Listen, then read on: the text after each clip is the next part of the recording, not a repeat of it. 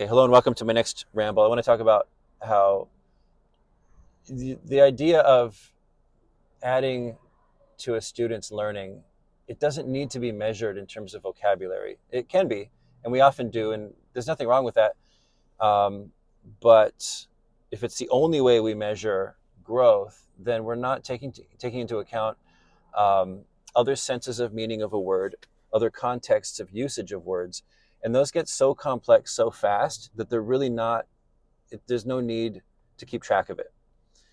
The natural way to let that happen is to just focus on interesting messages. So focus on interesting text. So if I select a text for a student where I say, oh, they don't know about this minority group in China and their holiday. We had one, it was Inner Mongolia celebrates their New Year on the same day as the Chinese New Year, but it's not considered the same. It's not considered the Chinese New Year. It's a different set of celebrations, different calendar. They just set it to be at the same time as the Chinese Spring Festival.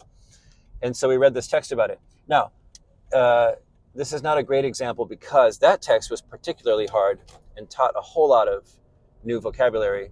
And a lot of that vocabulary was not widely useful. It was things like shoba ro, it was like hand grabbed meat. It was the names of all these specific, peculiar, not peculiar, but specific to that holiday kind of vocabulary. And so, and it was a lot of new vocabulary. But in this example, I just want to say that if there was a text that did teach about this cultural thing, and yeah, maybe it has one or two words that are highly specific to the culture, but the rest of the vocab is words that the students already knew. Okay, so here, this could happen with my students if I find another text that is also about that holiday, but maybe other things that people do there. And so there's not, maybe there's one or two, yeah, in this imagined example, there are a few new vocab words about the other activities people do, but the rest of the vocabulary is not new for the students.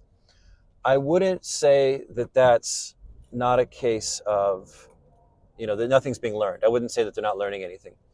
Um, they're reinforcing vocabulary that they already know. They're seeing it in new, not identical grammatical context. So the exact sentences are not the exact sentences from the first text.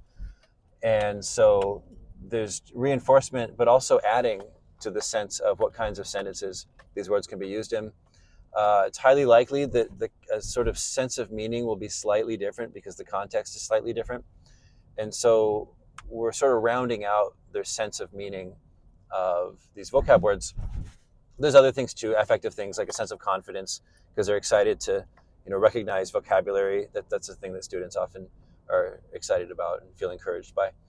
And then they're also learning the content. So they're learning more about this holiday. And so I would say that there's a lot of wins going on when students read a text that's considered easy for them. I think maybe Richard Day had talked about I-1, extensive reading.